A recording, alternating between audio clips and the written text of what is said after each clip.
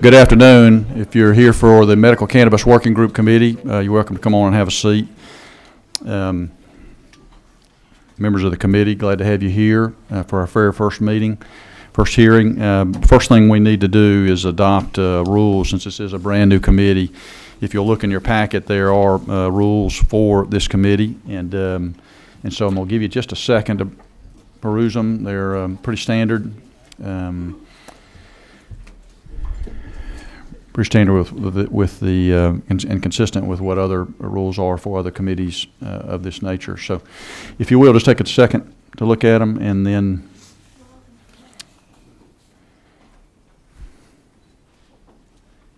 after you've had a chance to look at them, if it's the will of the committee, I'll need somebody to move that we adopt these rules too.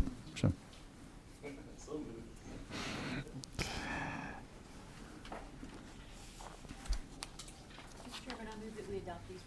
Okay, we have a move. Is there a second? Okay. All those in favor of the rules that are in your package being the working rules for our committee, say aye. Aye. Any opposed?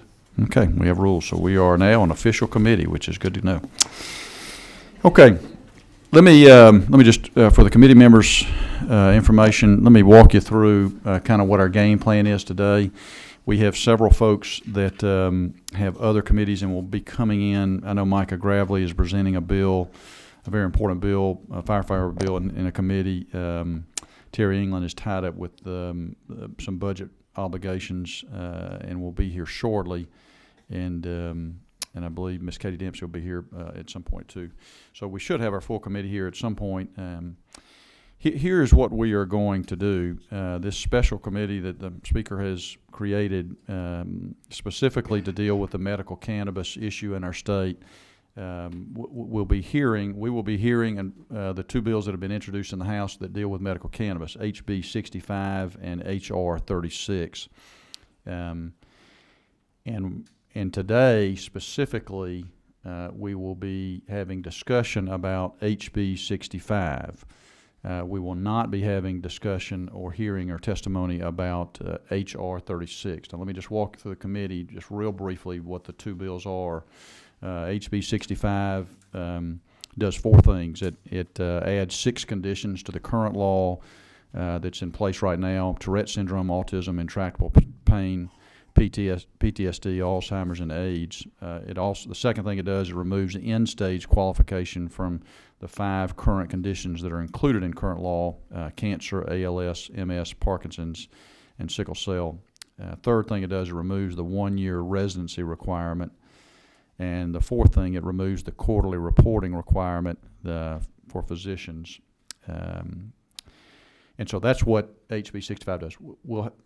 We'll have some discussion about that bill here in a moment, and we're going to take some liberty. It's not going to be a typical standard bill presentation where I'm going to sit down there and you guys are going to answer questions. We're just going to have some discussion about the bill and questions that you may have, just kind of informally.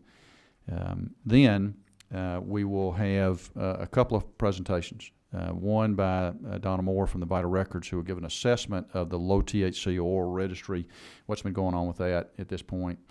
And then a presentation from Dr. David Bradford and Ashley Bradford, professors at the University of Georgia who have done some study on opioid usage and the effect of medical cannabis legislation on opioid usage in states. And then we're going to open up for testimony for folks who are here and who wish to speak. Let me just lay a couple of ground rules for you. I think we got a handful of folks that have signed up so far. To folks who are here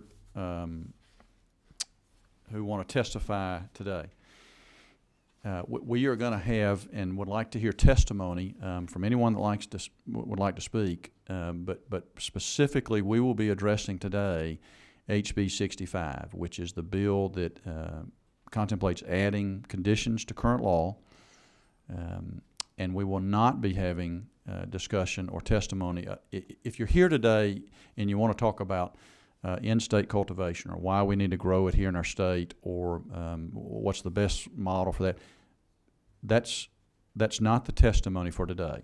And if you start going down that path, I'm going to cut you off because that's not why we're here today. I promise you we will have discussion about that, because we're going to debate H.R. 36, the constitutional amendment, at a later time.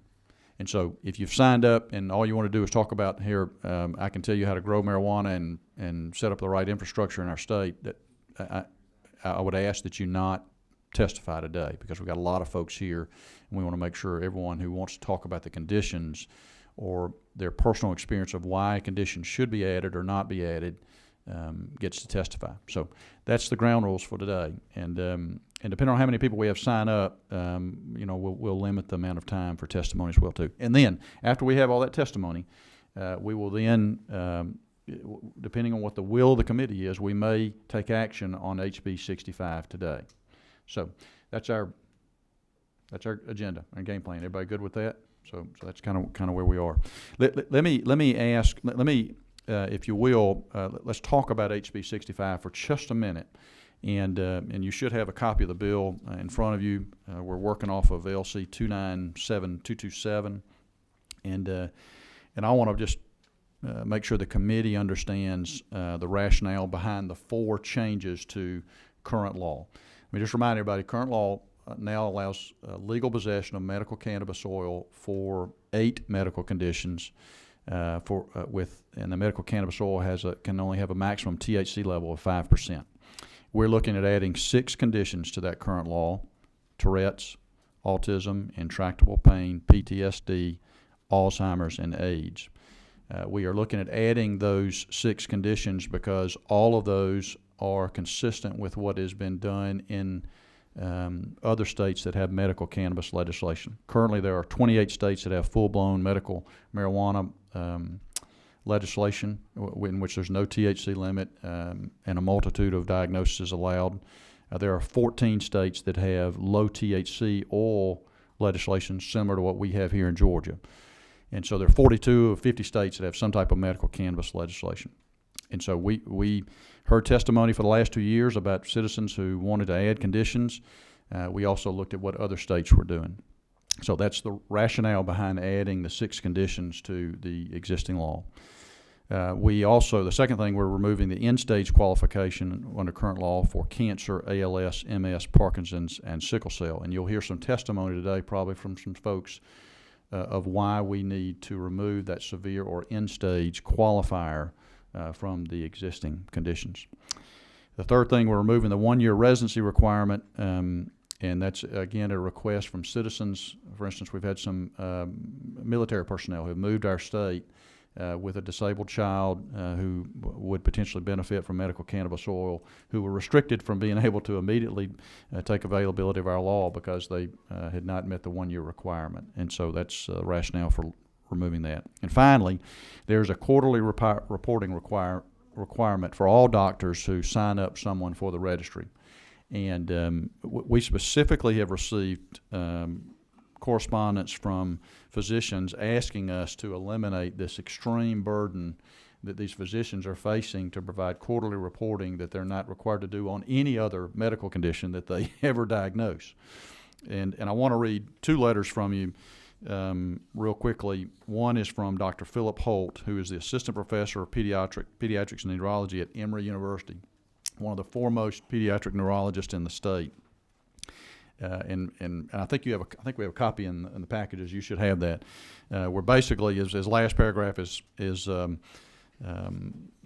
where he's basically begging us to eliminate the quarterly reporting because of the burden it's put on him as a physician. And so, and then we also have another letter from Dr. Robert Flamini, who is a neurologist here in town in Atlanta, who is, again, one of the foremost physicians with the pediatric neurologist, who again is begging us to eliminate this quarterly reporting. And so we're doing this in response to doctors who are working with these patients, and so that's the rationale for the quarterly reporting. So here's what we're going to do. We're going if you have any questions about the particular bill, I'll entertain those right now. We'll talk about them very briefly, and then we'll get into the kind of testimony. And so we'll open it to the committee if there are any questions regarding the bill at this time. Representative Beverly.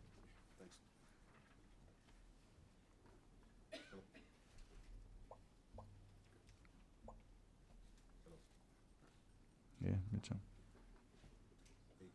Yeah, approaching 18. Why don't you just speak loud? Sorry, JB, or either you want to try 17 or 19? Try 19. There you go. Hello? No, that's not working either. We're doing something. Left side of the table. All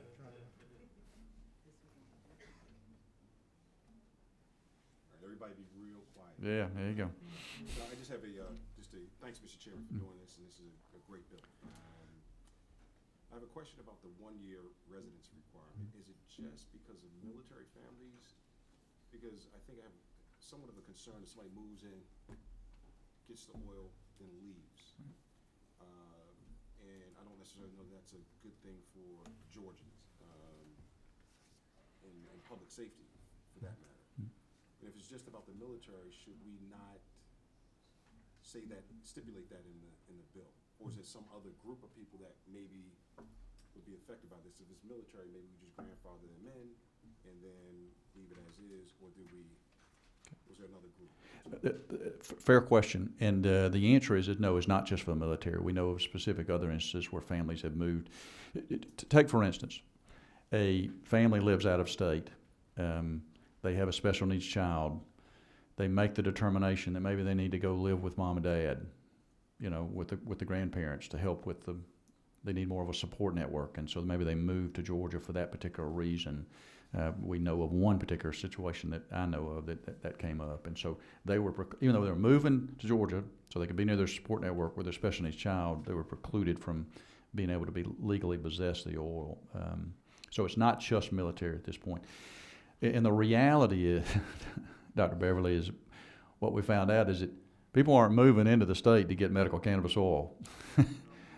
They're having to leave the state and to go get it. And so I don't think the rationale when the Senate put this in 2 years ago was they were concerned that all of a sudden we would have people who would be a potential burden on the financial system here in Georgia because maybe they were on Medicaid or Medicare, and the reality is, people aren't moving into our state so they can access medical cannabis oil. They're only moving in because maybe they need to be with their support network, or maybe because the military is required. I'm open to suggestions on that, but I don't think it's the potential public health issue that you mentioned. But I'm open to suggestions. Just a quick Yeah, sure. Mm-hmm. So as soon as we get the language for HR, the House resolution done, Mm-hmm. then we start to produce it in the state of Georgia. Maybe the secondary effect is now people start coming in. Of course, they can't do it now because we're not producing it. But once that happens, the secondary byproduct is, okay, now we got a glut of people coming in the state of Georgia who may have untoward ways of doing things, right? Right. Maybe we address that after the fact. I think that's probably the best course of action is to deal with that at that time. You're right, and because when and if we do production in the state, then we're kind of looking at a whole different ballgame anyway. So, any other questions? Okay, we'll move forward with our testimony, and first up we've got Ms. Donna Moore, who is Executive Director for the Vital Records Agency of the Department of Public Health, and she's going to give us a quick rundown on the low THC oil registry and where we are so far since the law has been in place for 2 years. So, Ms. Moore, the floor is yours. Thank you, Mr. Chair. Can you hear me okay? Microphone on? We do there now. we go. There we go. Yep. All right, I'll pull it back a little bit. Is Yep. this okay? No, we're good. Yeah. All right. Mr. Chair, members of the working group, thank you. It is a pleasure to be here with you today. I bring greetings from Department of Public Health and Commissioner Brenda Fitzgerald, to whom Vital Records and my organization reports. I'm talking to you today about the last 2 years and the journey that we've taken in implementing the HB1 bill from 2 years ago, and the experiences we've had with patients, physicians, and caregivers. These statistics are from our registry through January 26, last week. We right now have 294 physicians who are active in our registry. We've had 318 physicians attempt to register, and the delta between those are that we've had 24 registrations denied by the Composite Medical Board. And that could be because a physician's license isn't current, the physician doesn't practice in Georgia, the physician's not a physician. We did have, yes, that has happened. The alleged physician is a 17-year-old boy. But we have a very close working relationship with CMB, and we ping their database to make sure that the physicians who are registering and entering the registry are indeed physicians. We have had a little more than 1,300 patients registered since we started the registry and stood it up in July of 2015. We now have a little more than 1,200 who are active in the registry. We've had 4 patients in the registry pass away, and we have about 140 patients who are no longer under their physician's care. And I'll talk about reasons why in a few minutes. So we have physicians, we have patients, and then we have caregivers for those patients. And we have a little more than 1,600 caregivers who have registered for low THC oil cards. A little less than 1,300 are now active. We've had 209 cards canceled, either because the patients are no longer under the care of their physicians, they have passed away, they have voluntarily asked us to cancel their cards, and we have 139 cards waiting to be picked up. I also want to share with you here on this graphic the percentage of patients by condition. You'll see that almost 70%, if you read the pie chart from the top of the pie chart or clockwise, almost 50% of our patients are seizure related. We have about 22% that are cancer, and those two categories make up the bulk of our registry. So almost 70% are seizures or cancer, 11% is multiple sclerosis, 9% at Crohn's, mitochondrial disease is 4%, Parkinson's 4%, sickle cell 2%, and then you see it's fallen off my legend, but the numbers there, 2% is also ALS. There are about 24 patients that are registered with more than one condition in the registry.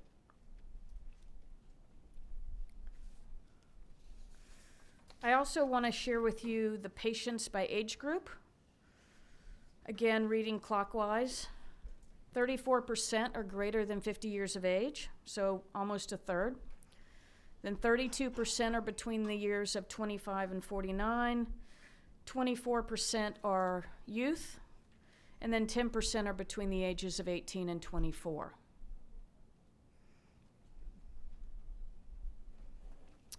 And then if we look at THC patients by race, about 2/3 are Caucasian, the next largest group is Black or African American, and then we have 14% that weren't registered by race and 1% Asian.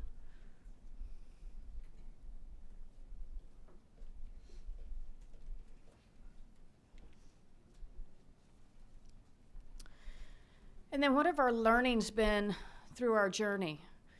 The Department of Health was asked to stand up the registry and to design the registration process, the fulfillment of cards, and the distribution of cards, and that came to Vital Records. Why? Because Vital Records does just that. That's our core competency. We issue certificates. Issuing cards is not very far from issuing certificates. We maintain confidential information, which this is as well. So the commissioner asked us to implement this program. So part of our learnings through this journey is that it was dependent in the beginning and design and throughout fulfillment to have a tight coordination with the Composite Medical Board. State Office of Vital Records doesn't tell anyone that they can't register. We don't tell anyone that they can't be in the registry. The Composite Medical Board avails their database to us. We ping that database to see if they're a licensed physician. So that coordination and that partnership has been paramount. We have noticed that when physicians leave the state, their patients and their caregivers are without a physician. We have physicians, as Representative Peake mentioned, not wanting to complete reports on their patients in a quarterly basis. I've done it myself. It takes about 10 minutes per patient, but a lot of our physicians have more than one patient. So you multiply that 10 minutes by however long it takes to fill out or however many patients you have in the registry.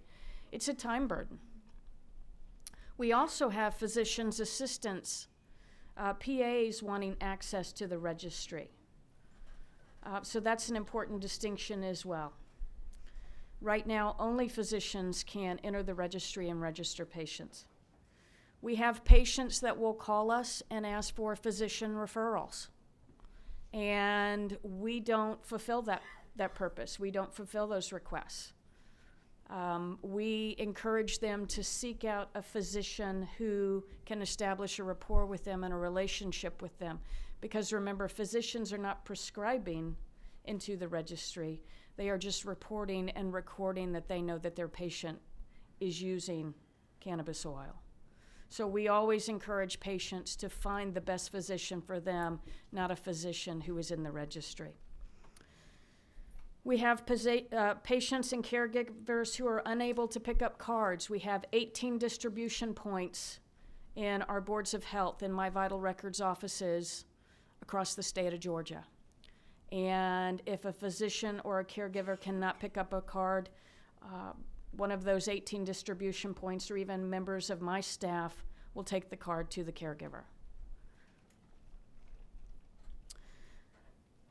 We have had patients who are inside the registry getting benefits from their use of low THC oil call my office and say, would you please cancel my card? Because my employer has told me that if I fail my drug test, I'll lose my job. And Ms. Moore, would you please write me a letter on your official stationery with your signature and give it to me so I can hand it to my employer that you have canceled me out of the registry. And we've had to do that on a handful of occasions. We've had instances when the physicians who enter the information into the registry, the information was not correct and we weren't able to locate the patients or the caregivers. And so we've had to go back to the physicians on a manner of occasions to try and get that information corrected so we can notify patients that their cards are ready. We have had vendor inquiries and folks wanting to buy the list of physicians and patients and caregivers in the registry. We have not done that either. But those requests are out there and we just very politely turn them down. As I mentioned, our first card was issued in July of 2015. All of our cards are issued with a 2-year expiry date. So we're getting ready to have that first batch of patients and physicians expire. So we have to think about how do we reissue those cards for patients that still need them. And then it's also important for me as the registrar to consider what it means operationally as I run this program, as my team runs this program, to expand from the original 8 conditions. If we add 6 more conditions, what does that do to the workflow? What does that do to our expectation of ourselves that we are able to turn around these cards within 2 weeks to caregivers or patients? So that is something that's on my mind as well. And that is my presentation. Any questions? Thank you, Ms. Moore. There may be several questions. Any from the committee? I'll start if there are none. To your first point on the first page that you've denied applications to folks who have applied as physicians under the registry, would you take away from that this is working? I mean, we are keeping the bad actors out who maybe we've been able to monitor that and keep folks who are not who shouldn't be registering patients out of the system. I concur. Yeah. I agree. Because if we did not have the CMB's database of physicians, we wouldn't be able to do that.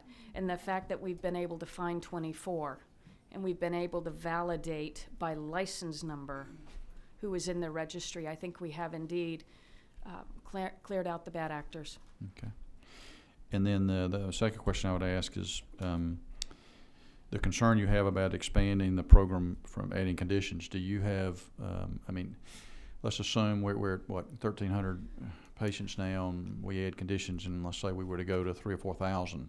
Do you have the capacity to do that, or is that a budgetary issue that we're going to be looking at? I do not have the capacity to do that. I have 4 FTEs, 4 employees who are dedicated to this program. Mm-hmm. And we have been successful at that service level agreement of getting the cards out within 2 weeks of receiving the order. We could stretch that out 3 to 4 weeks and just have a longer queue with that staff. But I would think that would be, I don't think that would meet the needs of the individuals who are requesting the cards. Right. I don't think I need to double my staff, but I do think we need to think long and hard about what are the incremental resources that we need in order to staff this program if we add the 6 new conditions. Well, Chairman Terry England's on this committee. He will be here shortly, so we'll make sure we have that conversation with him as well, too. So, okay, the Appropriations Chairman, yeah. Yeah, of course, let's see. 23 is Representative Beskin. Thank you, Mr. Chairman. Sorry, we are having difficulty. On and off a couple times. Try it again. Try it again. Can you hear me now? Turn off in the back. I will just speak up. Yeah. Turn off in the Can't hear back. me. Whatever. Look at the back. Try in the back, Representative Beskin. Try that right there. See if that helps any. Hello? Try it now. What about this one? That one? Yeah. We're just gonna have to go with what we got. So. Okay. What types of information do you have with the registry? Do you have the information of the patients and the condition for which they are accessing the oil? Yes, ma'am. The reports that the boards have been, that the physicians have been filing with the board, if you're not the board, are you? So you've not been the repository of those physician reports, is that right? That is correct. Okay, so with the registry, you would know how many patients are registered and the conditions for which they're registered. That is correct. Okay, thank you. Any other questions, members of the committee? Ms. Moore, I've had opportunity to chat with a lot of the citizens that have gotten registered, and with only maybe 1 or 2 exceptions, they have spoken glowingly of the process. And so I want to give you a real shout out that you guys have done a great job. And in the couple instances where there were issues, y'all responded very quickly. And so, and this is an important issue. You know, these are families that are hurting and suffering, and citizens are suffering. And so the quicker we can respond, the better. So thank you, and good job. Keep up the good work. Thank you for being here today. Thank you. Yeah, thank you. Okay, we're going to next have Dr. David Bradford and Ashley Bradford.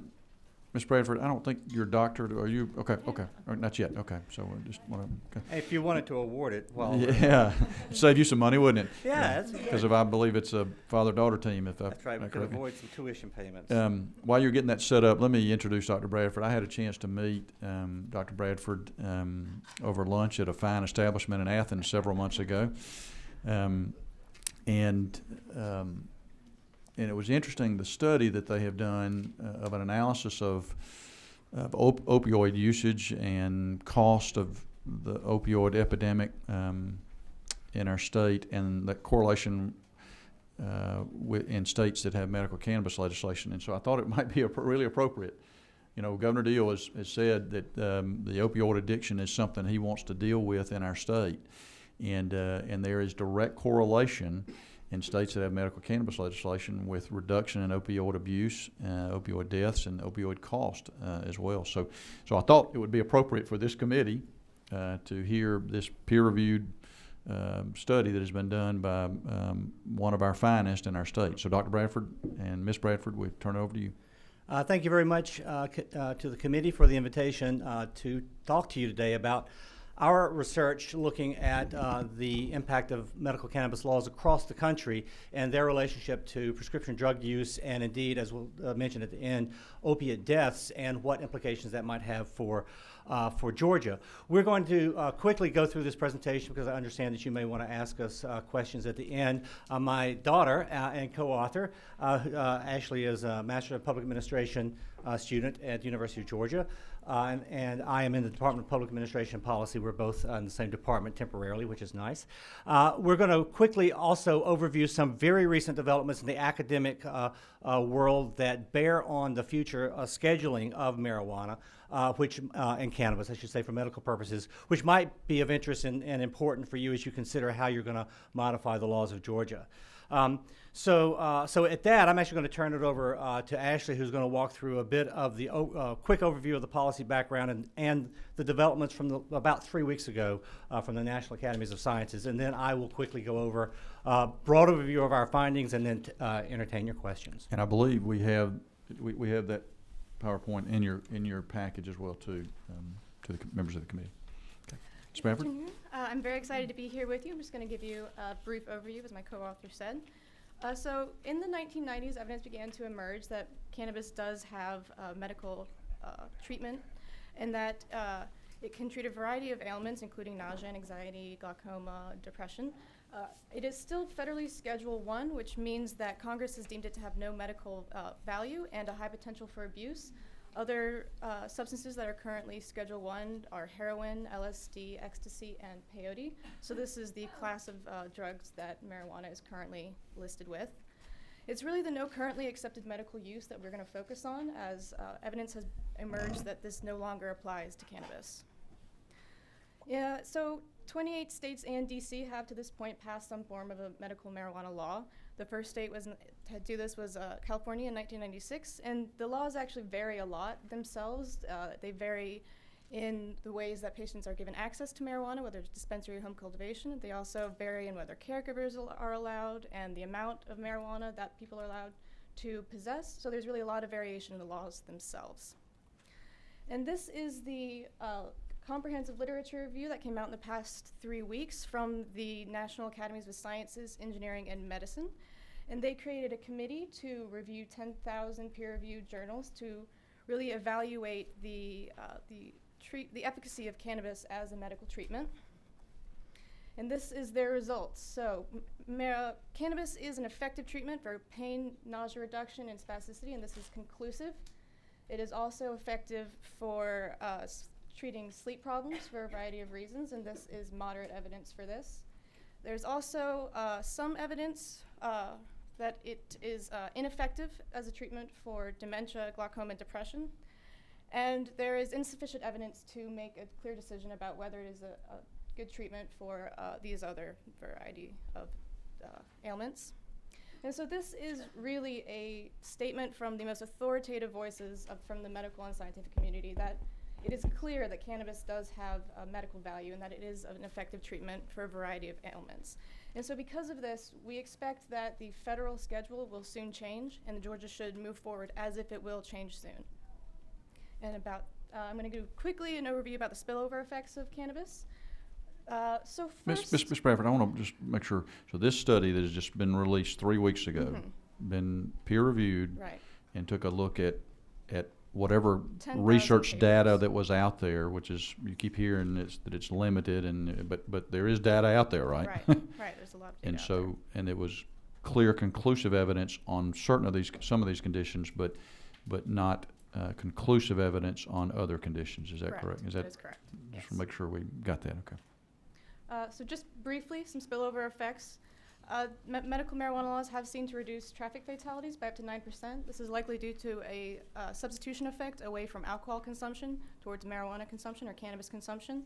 It's already been seen to reduce suicides in males, and it does not have an effect on the consumption of alcohol or other substances, which lends evidence against the gateway effect hypothesis. There's also some evidence of negative externalities of medical marijuana laws. For instance, it has been found to have an increase in arrests for men.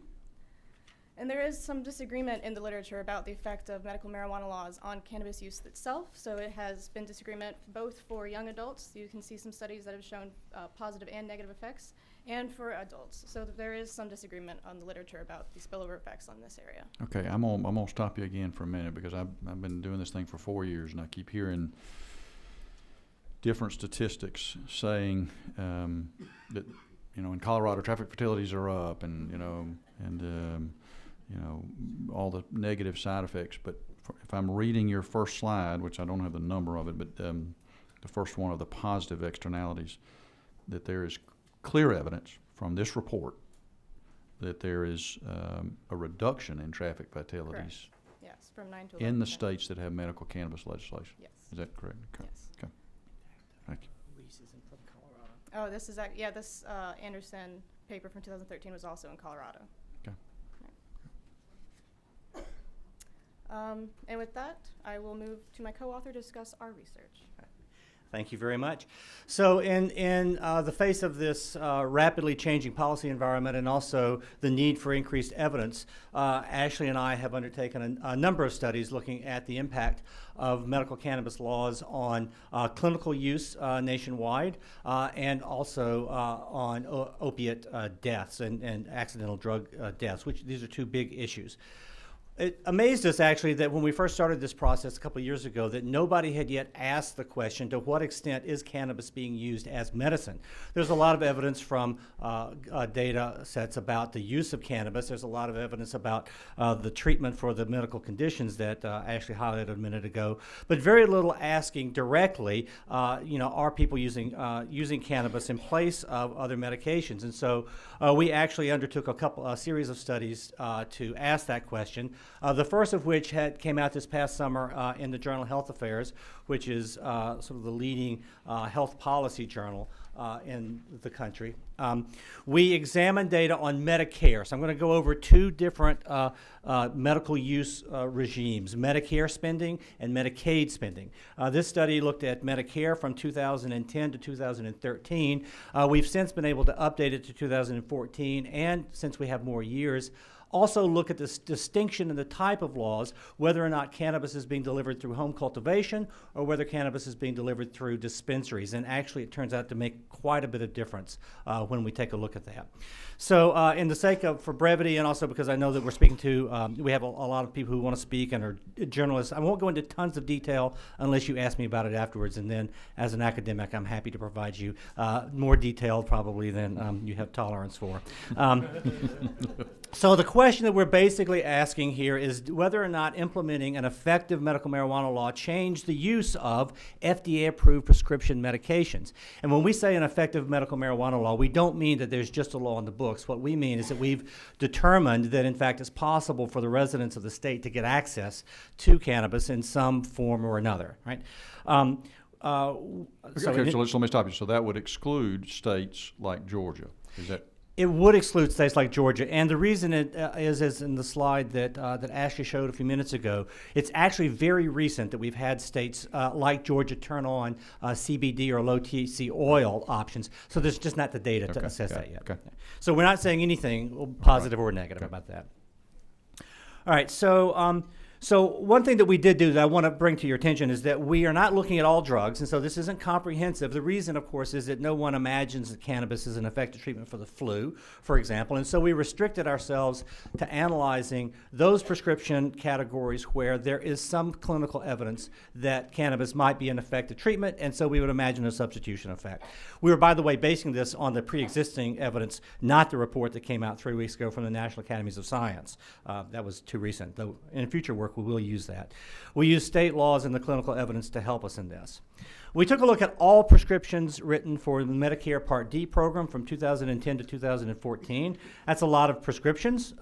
We had 108 million drugs that we examined, or sort of drug categories, and we did analyses sort of at the physician level. Again, if you want details of the analysis, I'm happy to provide them later. And what we found were large and very significant effects of turning on medical cannabis laws on the use of these prescriptions in 8 of our 9 categories. And these were substitution effects. That is, when medical cannabis laws went into effect, the use of these drugs went down. So pain medications, anxiety medications, depression, etc. Prescription use for those fell when states turned on medical cannabis laws. If we just ask the question in terms of any medical cannabis laws, it ranges from about 80 to about 1,200 daily doses, the largest categories for pain. Once we take into account dispensaries versus home cultivations, those numbers triple. And so if a state turns on a dispensary-based distribution system for medical cannabis, for example, there's about 2,600 fewer doses per year per physician for pain medications. So the overwhelming portion of those are for opiates. So imagine here in Georgia, we've got about 11,500 primary care physicians. If each of those, if we turned on such a law, each of those reduced their pain prescriptions by about 2,500 doses per year. That's a lot fewer doses of pain medications, many of which are quite dangerous if used improperly, and are, of course, subject to abuse. And Dr. Bradford, most of those would be opioid related, is that correct? Would be opioids, that's correct. That's the largest proportion. Right. What does it mean in terms of money? It actually turns, and now this, of course, is money accruing to the federal government through Medicare. We'll come to the state government in just a minute. But actually, we estimate that about $150 million less Medicare spending occurred because of medical cannabis laws nationwide. If we imagined that every state turned on a dispensary-based cannabis law, of course this is not true, but we counterfactually imagine that, the Medicare program would have saved, we estimate, about $1.15 billion in 2014 in fewer prescription drugs. This is, of course, assuming Medicare is not buying the cannabis, which I don't think that there's much imagination of that happening in the immediate future. Okay, I just want to make sure, let's hit that, just at that point. If we'd have said medical cannabis laws were in place, there would be 1.15 billion less in spending for prescription drugs in Medicare Part D that have addictive potential. A large portion of which would be that. Yes, that's right. The biggest category by far is pain medications. Right. Okay. So that's just Medicare, right? That's not counting Medicaid. It's not counting privately insured people. So we redid this analysis recently, looking at Medicaid. Now, again, remember that Medicaid is the program for low-income individuals, that the cost of which are shared by the states and the federal government, depending upon the state's per capita income. We essentially did the same process that I just went through a minute ago, and we found very similar results. But actually larger. Of course, it's a younger population, potentially more receptive to the use of medical cannabis. What we found is that in Medicaid nationwide, if states in their fee-for-service component of Medicaid, and I do want to emphasize we didn't look at managed care Medicaid, just fee-for-service, but we have seen about between the federal and state share in 2014, about $475 million less spending. The biggest category is pain medications, most of which are opiates. Right? Spending went down by about $475 million if, again, all states had turned on medical cannabis laws. Between the states and the federal government, there would have been about $1 billion less in fee-for-service Medicaid. Now, fee-for-service Medicaid only counts for about 25-30% of Medicaid nationwide. So if we extrapolate this to the managed care population as well, it would be a number of about 3 times bigger than that. So we're talking about a large reduction in spending, something approaching 1% of Medicaid spending at that point. What does this mean for Georgia? Well, if we just look at the fee-for-service Medicaid and Medicare Part D, what we'd see is that in 2014, if Georgia had a medical cannabis law, we would have Georgia would have saved about $9 million, a little under $9 million. The federal government would have saved for Medicaid just under $17 million. By the way, it would be about $36 million combined if we include managed care in our calculation. The federal government would have spent about $13 or $14 million less for Georgia residents for Medicare. So the budgetary implications are non-trivial. We've also done some work with other colleagues at the University of Georgia, Grace Adams and Amanda Abraham, looking at the implications for opiate-related deaths, accidental drug deaths nationwide. We did this analysis looking at all counties in the United States annually from 2000 to 2014. And this is just a graph to sort of remind you of the severity of the problem we're facing with opiate-related deaths. There's this gigantic wave moving through the country of increased death. You see this starting in 2003. Each bar represents a death rate ranging from 0 to 2 per 100,000, all the way up to more than 20 per 100,000. And you see that the mass of death rates are increasing to the higher and higher ends over time. The question is, what happens if you turn on a medical cannabis law? We see that it means, from what we found in Medicare and Medicaid, fewer people use pain medications.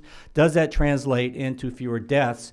And indeed, what we find is that when you turn on a dispensary-based medical cannabis law, there are significant reductions, statistically significant and large reductions in the death rates associated with opiates in counties that are in states that have turned on dispensary-based systems. There is no benefit when you turn on home cultivation-based systems. So really the benefit in terms of opiate deaths seem to be accruing to having a dispensary as a delivery mechanism. So let me just jump to the end point here. Again, we have 28 states and an additional dozen or more that with some form of medical cannabis, either an oil or whole plant cannabis in place. That represents nearly 2/3 of the American population living in states that have this in place, functioning apparently quite well. Spillover seems to be modest. We have now, within the last 3 weeks, authoritative evidence from the medical community that there is, in fact, an accepted medical use, at least in some purposes, for cannabis, which would, on the face of it, require rescheduling away from Schedule 1 by the DEA. We find that when you turn on medical cannabis, you actually spend less because people use less prescription drugs, particularly pain medications. And when you turn on a dispensary-based system, we have fewer accidental drug deaths, most of which are opiates. So appropriate design medical cannabis laws can save both lives and money. And at this point, I will stop, and Ashley and I will be happy to answer any further questions you have. Dr. Bradford, thank you. Boy, that is, to the members of the committee and to the public at large that's watching this, that is some significant. So let me just, and I'm a restaurant guy, so I just like to make it simple. If Georgia were to implement a medical cannabis infrastructure where citizens could access medical cannabis here in our state, per your study, we would see less taxpayer cost. That's correct. We would see less usage of opiates, That's including correct. Oxycontin, oxycodone, and we would see less deaths from drug overdose. That's correct. All three of those are correct. Okay. And Dr. Bradford, let me just, for the committee's sake too, you are a renowned UGA professor, is that correct? I'm a UGA professor, yeah. Okay. But I want to just make, you are, why don't you just give me your credentials very quick so we'll know Sure. who it is that's giving us this information. I am an economist, have a PhD in economics. I've been, this is about my 25th or 26th, amazingly, year as a faculty member. I've been director of university-level research centers. I'm now the George Z. Busby Professor of Public Policy at the University of Georgia. So you're a pretty darn smart guy. Yeah. And you have and you have no, you derive no economic benefit from if there's a potential medical cannabis legislation passed in Georgia. None whatsoever. None whatsoever. Okay. I just want to make sure that's clear to the committee. So, okay. Committee, we got a smart guy here with a lot of information. If you want to ask him some questions, now's the time to do it. Representative Evans. Okay, we're gonna keep working on this. Try it now.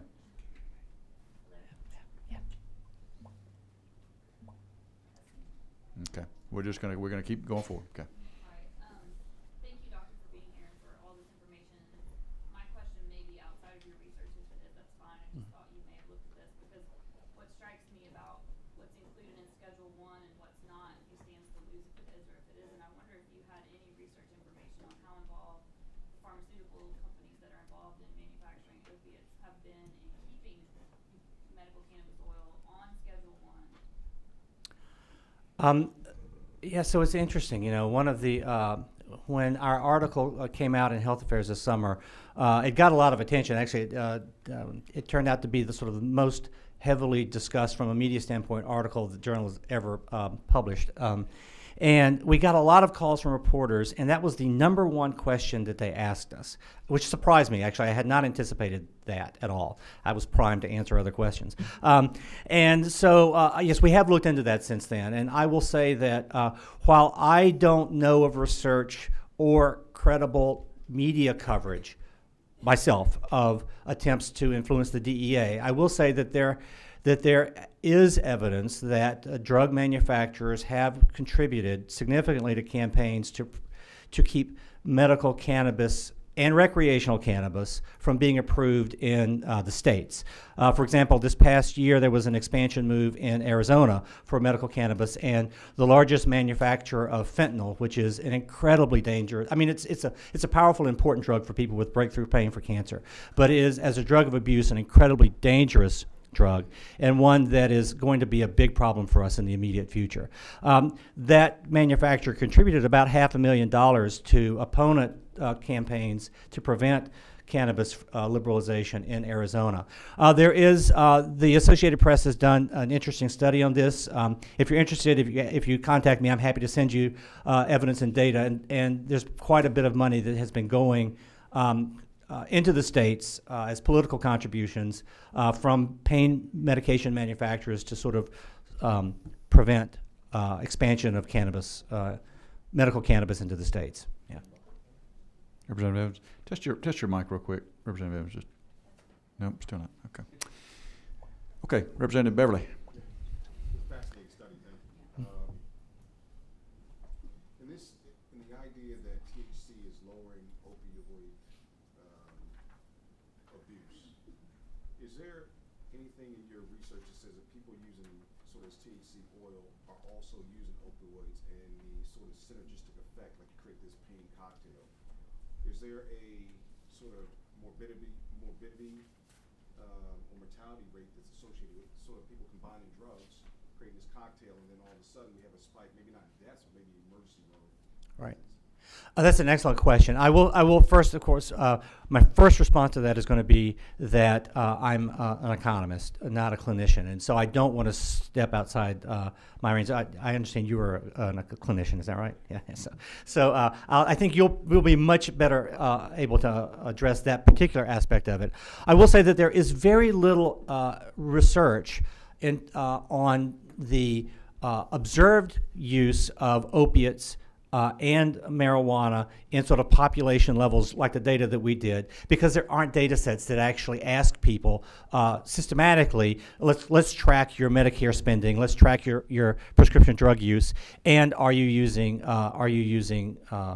marijuana or other such products. So it's really hard for us in the research community to systematically answer that outside of small studies that academic clinical researchers might conduct, and I'm not familiar with that literature. Representative Gravley. Thank you, Mr. Chairman, and I apologize. First row. For being tired. Yes, sir. Yes, sir. Baptist. And maybe a clinician may be the best time for me to pose this question, so I'll wait unless I should do it now. No, fire away. We got him here. I guess you're into studying trends. Yes. Correct. Well, I noticed a trend over the last 3 years. As in the legislature, we get publications from everyone under the sun. Yeah. Even the Scientologist sent us some stuff that had epidemic on it. Capital Ideas, one of the most recent versions of Capital Ideas, opioid crisis. Every one of them. Georgia Pharmacy, bitter pills, the opioid crisis, addiction, opioid. Our medical school here in Georgia, one of them, I should add. I found it interesting, and I just didn't know if maybe your research saw any of this, because I saw a trend, the opioid crisis, the death, and then as I started listening to what you were saying, based on the stats in the different states. In one of the articles, it said 90% of new heroin users made their way to heroin via prescription opioids. Is that something that maybe your research, as much so, if I may continue, I'm sorry. So much so that in late March, the FDA required all short-acting prescription opioids to carry boxed warnings stating that the drugs increase the risk of misuse, abuse, addiction, overdose, and death. Yes, I think that this is an area that I do study. I have a sort of long-standing research interest in pharmaceutical industry generally, and ironically in boxed warnings, and there does seem to be significant evidence and growing evidence that one of the primary pathways to heroin addiction is through people who get legitimate prescriptions for opiates in response to dental procedures, surgeries, acute injuries, and that because of course these products can be highly addictive if they're not used exactly correctly, people are progressing on to heroin. The primary reason, ironically, is an unintended consequence of a very well-intentioned attempt by the states to try to restrict this. And so what has happened in the face of opiate prescription abuse is that states have implemented prescription drug monitoring programs. They've implemented regulations to oversee pill mills or high-volume prescribers. They've implemented restrictions on requiring physical exams and tamper-resistant prescription pads, all in the attempt to constrain access, illegitimate access to opiates. The consequence has been that it's pushed people towards the unfortunately lower-priced alternative, which is heroin. And so heroin is an opiate. It's derived from the opium poppy, just like morphine, just like synthetic opiates such as fentanyl. As states have tried to control opiate abuse with their policies, that's actually pushed people to the black market for heroin instead of the black market for prescription pills, which are harder to get now. And as a consequence, we're seeing people dying, and dying in places that just haven't had to deal with heroin in the past, and so aren't really as equipped potentially from a policy perspective to react to it. And as I said, one of the really alarming recent trends is that fentanyl is becoming a drug of abuse. Fentanyl is approximately 100 times more powerful than morphine, about 50 times more powerful than heroin. About 1 million doses can fit in a shoebox. And it's now being manufactured by cartels primarily Mexico, and it's easy to transport. And as a consequence, it's a lower cost drug of abuse it cycles through your system in about 4 hours, unlike heroin, which might last an entire day. So the opportunities for overdose are frequent. The margins of error are small, and I think that we're probably on the cusp of a really alarming spate of deaths from fentanyl. And any tool that we can bring to bear to control that before it gets out of hand, I think we really need to consider quite carefully. Would it be safe to say that the misuse of an opioid, it could be labeled as a gateway drug? Would that be going too far? I mean, if it says 90% of new heroin users made their way to heroin via prescription opioids. Well, I guess I would say that the misuse of an opiate is in fact illegal drug use, and it comes with all of the risk of death and the need to, to support a heroin or an Oxycontin or a fentanyl habit requires a lot of money, and also destroys your productivity. So it's both something that increases the risk of death, and it for communities increases the chances of property crimes, at least, to support the habits that these individuals have. Yeah. Thank you. No more questions, Mr. Chairman. Okay. Any other questions from members of the committee?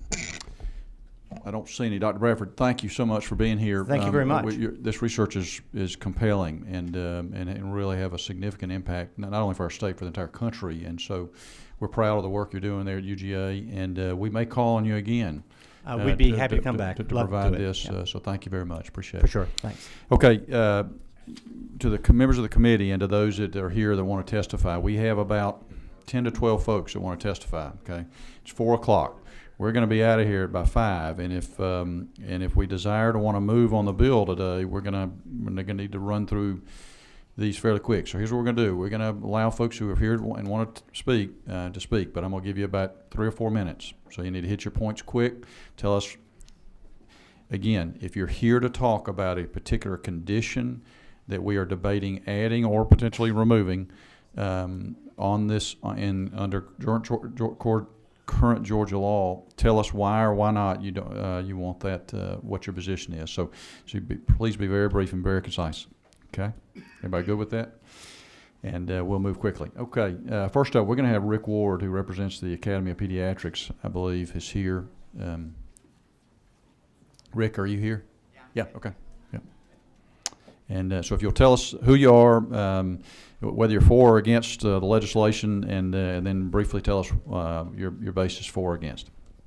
Thank you, Mr. Chairman, members of the committee. I'm Rick Ward. I'm the Executive Director of the Georgia chapter of the American Academy of Pediatrics. We represent over 1,800 general pediatricians and pediatric subspecialists around the state. I'm going to confine my remarks regarding House Bill 64, I believe. 65. 65, sorry. In terms of the addition of autism spectrum disorders as a medically qualifying condition. And I guess before I begin, I want to commend Mr. Chairman, your diligence and thoroughness on this issue. The chairman has talked repeatedly to a highly respected member of my executive committee in Macon, a pediatrician, and he's examined every corner of this issue imaginable. So our hat is off to you in that regard. Having said that, regarding just the autism spectrum disorder and the addition of it, we cannot be supportive of that at this time.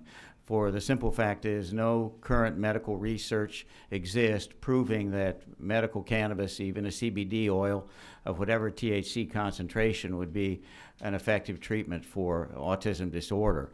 And if you look at the math, there theoretically could be about 10,000 children in the state that would be impacted by autism and theoretically could be seeking this oil, for which there is no bona fide studies to support it. We were encouraged, just incidentally, by the good progress that's going on at MCG in Atlanta and Savannah on these studies about seizure control in children with epilepsy whose seizures are not controlled by medication. And we just heard a report last night from a pediatric neurologist in Augusta who's leading those trials. Those are very promising. So we're encouraged by that. But the fact is, with regarding autism, no such science exists now, and we couldn't support that. We wouldn't comment, of course, on the other conditions in adult medicine. Okay. Okay. Thank you, Mr. Ward. Hang on. Are there any questions for Mr. Ward? Feel free, members of the committee, to ask questions. That'll delay us a little bit, but if you got questions, then now's the time to ask them. So. Yep. Representative Chairman Dempsey? Nope. Okay. Representative Beskin. Thank you, Dr. Ward, for coming here today. I'm not a pediatrician. Yeah. I'm the hired help. Then I was going to ask, I thought you were a pediatrician, and I was going to ask if you had any patients, but are you aware of any patients of your pediatrician members who have benefited from the use of the oil over the last couple of years? For what condition? I guess for the seizure disorders. Oh, yes, absolutely. As I said, Dr. Park, a pediatric neurologist at MCG, reported to our committee just last night. They've been at this a couple of years. I think they have over 50 patients involved. The studies are very promising that it is an effective therapy to modify or reduce the number of seizures that these kids have. Okay. Representative Evans? Did the Academy have a position on the first bill when we included the seizure disorders as a condition for qualifying for cannabis oil? We weren't directly supportive because our position is we only support these kind of things if they're done in scientifically controlled academic trials. And so technically we weren't supportive, but there was enough experimental and anecdotal evidence out there that our position was it deserves to be studied. And the effect of Representative Peake's bill last year, or 2 years ago, I guess, was that it allowed for it to be studied. And then it also spawned these research studies in Augusta mainly, and then Savannah and Atlanta. Are you aware of any studies going on right now for the effectiveness of the cannabis oil in treatment of autism We are not. And as it's been pointed out also, the FDA really hurt us this summer by keeping this on Schedule 1. If they had moved it, then it would open up more research opportunities to see if, in fact, this is an effective treatment for children with autism. But being on Schedule 1, we're kind of handcuffed on that. Maybe the new administration will change that. Okay. Mr. Ward, thank you. I appreciate you being here in testimony. Okay. Next up, we've got Mr. Dale Jackson. And I have a feeling he may have a different stance. So. Mr. Jackson, you want to come chat with us? Hey Dale, how are you? Hey, how's it going? Again, if you'll keep your comments brief. Unlike my, yeah, I will. Many of you know my story. Many of you have seen me here before. And I could tell the story of the countless single mothers that contact me on a daily basis that are faced with the decision of having to give up their autistic child to the state because they cannot handle one more night of being beaten by their 18-year-old or 15-year-old son. I'm not going to tell you those stories. I'm going to tell you one story, and the most important story to me, and that is my son. March 7th, I began illegally treating my son with cannabis oil. At that time, he could not speak. He could not eat his food by himself. He could not go to the bathroom. He could not tie his shoes. My son could not communicate with me in any way. My family was unable to visit a restaurant because he couldn't handle the noise. Now, months later, one video shows it all. When I sat down on the floor in front of my son across the living room, and I asked my son to come here, my son recognized my request. He got up, he walked across the room, and he communicated his love for me by giving me a hug. And then he turned around and went and played with his toys like a normal 8-year-old child. My son can still not talk, but for one night, and from now on, my son can communicate his love for me. And as a parent, that means everything. Autism needs to be included, and there doesn't need to be any age restriction. And I have seen firsthand that it needs to be 5%. Thank you. Okay, Ms. Jackson, any questions for Mr. Jackson? Glad to hear the positive stories for your son. Are you concerned about any negative effects from medical cannabis oil that maybe we don't know about since it hadn't been studied enough? Well, in short, no. Okay. But just because someone may testify that there is a possibility of a 8% reduction in IQ level, my son is a lot smarter thanks to cannabis oil. And that's the reason why we are treating him with cannabis oil, is for cognitive development. I started a school 2 years ago for him. He's been in that school for 6 months without cannabis oil. He's been in that school with the exact same therapies with cannabis oil.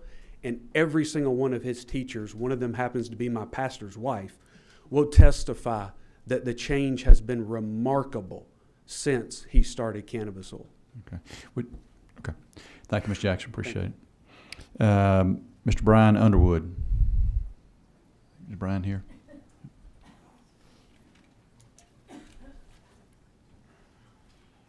Brian, good to see you again. I know you've been here and testified several times before. Glad to have you back. Thank you for having me. If you'll briefly tell your story, Okay. that'd be great. I had some pictures, but they paint a very good picture, but I'll gladly send them to you and show you why my son needs legal access to cannabis oil. My name's Brian Underwood. My son, Reed Underwood, suffers from a very rare and painful genetic skin disease called recessive dystrophic epidermolysis bullosa. It's called RDEB, or a broader name is EB. This disease, when he was born, he was missing the protein that binds the skin together. And you can think of this protein as like Velcro. And without this Velcro, the skin can blister or come completely off at the slightest touch. It can happen anywhere on the body externally. It can also happen in the esophagus, the mouth, and the eyes. Reed doesn't eat by mouth. He has a feeding tube because he can't eat regular food like regular people. And as you are probably aware, blistering can hurt anybody. Everybody's probably gotten a blister from working in the yard or wearing shoes that are the wrong size. Imagine this all over your body, not having skin on your back, hands, or legs, open wounds that never heal. The pain that Reed deals with is unimaginable. You cannot comprehend what he deals with. I can't comprehend it, and he is my child. Words absolutely do not do it justice to describe how horrific this disease is and the damage that it inflicts. The life expectancy for kids with severe EB is not very long, but Reed underwent a bone marrow transplant 2 years ago as part of a research trial at the University of Minnesota. We're hopeful that this is going to stop the progression of the disease. Cannabis oil is incredible for kids with EB, and especially the level of pain that Reed deals with. CBD is incredible for keeping inflammation down, and it helps the skin to heal. THC helps with pain, and some strains are effective at helping itching, which is horrible for kids with EB as their skin is always trying to heal. Some people have been opposed to THC, which is absolutely ridiculous. Reed used to take methadone, morphine, Dilaudid for pain. He doesn't take any of those pharmaceuticals anymore. To be honest, there shouldn't be any limit on THC, as it only hurts kids like Reed. Cannabis-infused creams do more to heal his skin than any pharmaceutical company can concoct. No one in the Georgia Assembly, knows what Reed deals with, so why should anybody have a say in his medical decisions? To hear medical professionals in the Georgia Assembly say that cannabis has no medical value is astonishing. It is absolutely ludicrous that cannabis is even being debated, as it is an extremely safe medicine. Reed's doctor at the University of Minnesota, Dr. Jacob Toller, is a brilliant physician and research scientist. He is in full favor of Reed getting access to cannabis, as he knows nothing else will help. He once likened EB to being burned in a vat of hot oil in an interview with 11 Alive. He knows that cannabis oil works. Cannabis oil does work, and the law needs to be expanded to include intractable pain. We need legal access to cannabis oil, and allowing cultivation in Georgia would make that a reality. Forcing parents to find oil in our current situation is unacceptable. It is extremely expensive, and Reed should have access to strains that'll help. Please make this possible for my family, as you wouldn't let it happen to yours. Ms. Underwood, thank you. If there are questions, let me just, if I can ask just real quick too, if you don't mind me asking. So you are currently providing medical cannabis oil to Reed, even though he does not meet one of the qualifying conditions here in Georgia. Is that correct? Correct. And to the best of your knowledge, EB, as we have defined intractable pain in the bill, would qualify under that condition. Is that correct? It definitely should. So your position would be that an individual like Reed would qualify under intractable pain? I can't think of anything more painful than what he goes through. Okay, thank you. I think we have one question for you. Representative Gravley. Thank you, Mr. Chairman. Could you, thank you for your testimony. I hope how's Reed doing right now? He's okay. I mean, he's 2 years old, so he wants to be like any other 2-year-old, and Absolutely. with that comes damage, and he's wanting to play, and it's hard. And that goes to the point of my question. Reed's 2 years old. Could you tell us again would it be, those are opioids he's taking, correct, for pain? No longer. No longer, but they were, correct? Correct, from day Could you one. tell me again what the opioids were? Morphine, methadone, Dilaudid. Methadone. Could you tell me, how do you dose a 2-year-old on those particular drugs? Well, the pharmacist just dosed by weight, so Those are powerful. extremely, and we will never give them to him again. So the same opioids that the FDA required all short-acting prescription opioids to carry box warnings stating that the drugs increase the risk of misuse, abuse, addiction, overdose, and death, correct? Correct. And you are standing here as the father of Reed saying that after being on morphine, methadone, and what was the other one, Diloxin? Dilaudid. And the THC cream has worked enough or has had such a positive reaction that you no longer need to give these to your son. Well, we give oil orally. Oil orally. And that works. 100%. 100%. Thank you for your testimony, sir. No more questions. Thank you, Representative Gravley. Mr. Underwood, good to see you again. Thank you for being here, and appreciate it. We may need you some more too. So, Thank you for having me. Okay, next we're going to keep moving, gang, and I appreciate the brevity. And we're Harrison, and Harrison, I don't know your last name, so you have to help me. Come on up, and if you'll tell us your last name. Yes, sir. Good to be here. My name is Harrison. Last name is Couch. Couch, okay. All right, Mr. Couch, why don't you briefly tell us your story? Well, I'm 25, and in 2011, I was finishing up my first semester of my sophomore year of college when I was diagnosed with a disease called acromegaly. That came about with a brain tumor about the size of a walnut that was discovered on my pituitary gland. That was quickly followed by surgery and radiation, and I'm still doing countless other treatments to take care of my health. Shortly after radiation, I started experiencing horrible migraines. And I tried calcium blockers and triptans to monitor my migraines to no avail. I then found a pain management facility in Georgia where I started taking prescription opioids. I started on 10 milligrams a day, but tolerance increases and with that they increase the dose. 10 milligrams a day turned into 30 milligrams a day, and over the course of 3 years of being on dependent on opioids, I was taking far more a day than I care to admit here. Well, one day I reached a point where I realized either A, I was going to die on this, or B, I'm just going to quit it and try to take a new path. It's, you know, anyone who's been on medicine like that for that long realizes what it really does to your body.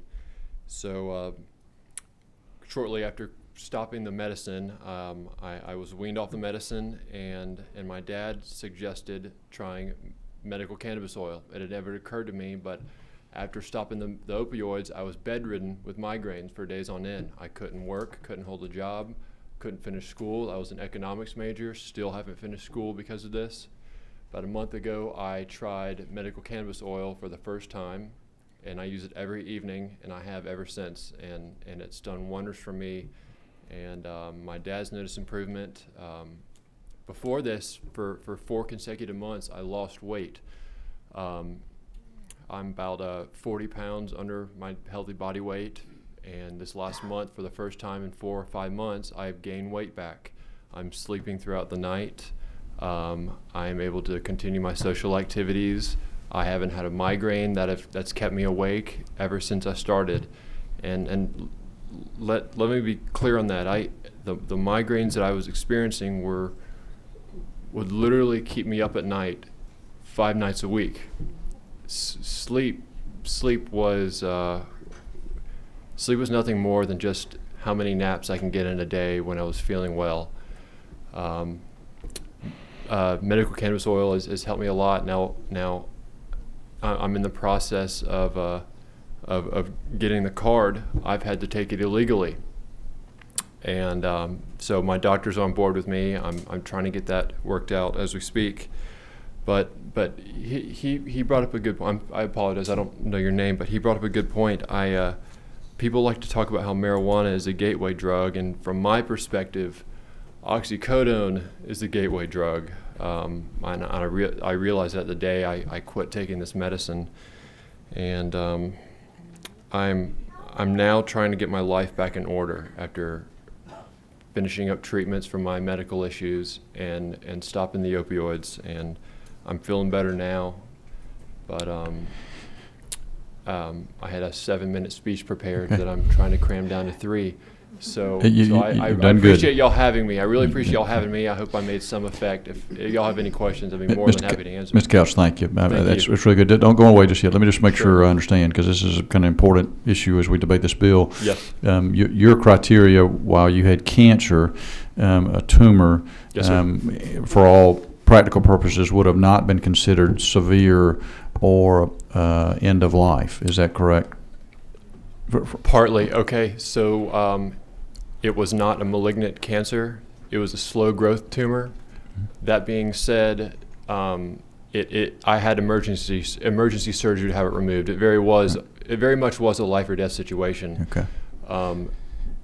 Chronic pain, sleeplessness are the criteria that I am applying for the card. Okay. My doctor is entering chronic pain and sleep problems, weight loss. My point of asking that is that you maybe would have slipped through the cracks potentially, because if the current law stays in place where cancer has to be severe or end stage, you After potentially would slip through the cracks. After speaking with my doctor, I could absolutely tell you I would have slipped through the cracks. Okay. Yes. Where if HB 65 passes, therefore that qualifier is taken off, and as well as intractable pain added, you would meet that qualifier as well too. The intractable pain, that's the niche that I'm trying to get qualified for, because I did not qualify for the cancer part. Okay. Yes, sir. Any questions for Mr. Couch? Thank you. Appreciate you being here. Glad to Thank hear you. Thank Better you. Days Ahead. Okay. Ted Metz. Yes, sir. If you've got a few minutes, and just tell us briefly why you're here. I believe that I can make this rather brief. I am Ted Metz. I have studied microbiology, biology, organic chemistry at the University of Georgia, and nursing at DeKalb College back before the turn of the century. And so I'm here before you today as a scientist, talking as a legislator. Right now, Georgia recognizes other states' driver's license, concealed weapons permits, and all these other things under Article 4, Section 1 of the Constitution, which is basically the reciprocity clause. Can you at least put into your bill a clause that recognizes all of the legality granted by other states to patients from other states who are in Georgia? Because it seems natural to do that, since we're already recognizing their driver's license and their concealed weapons permit. Why not allow in the bill, or sneak it into some other bill that's a must-pass legislation, to allow Well, that never happens other around here. states' patients to be fully recognized with full immunity from the criminal code of Georgia? That's my simple request. Okay. Any questions on that? Because my questions, other Mr. point is that in this whole debate, it seems like we're focusing more and more on why should we legalize medical cannabis, instead of what the real question is, why was it ever illegalized in the first place? And I'll stop there. Okay. Any questions for Mr. Metz? Ms. Metz, thank you. Appreciate it. We'll sure take that under advisement. Thank you. Yeah. You have a question? One question. Is there a specific condition that you're talking about that is not on this list? All I'm saying is that other states' medical laws for a other state's patient should be recognized in Georgia with the same full immunity from any Georgia statute that the person from the other state with a legal card would enjoy in Georgia.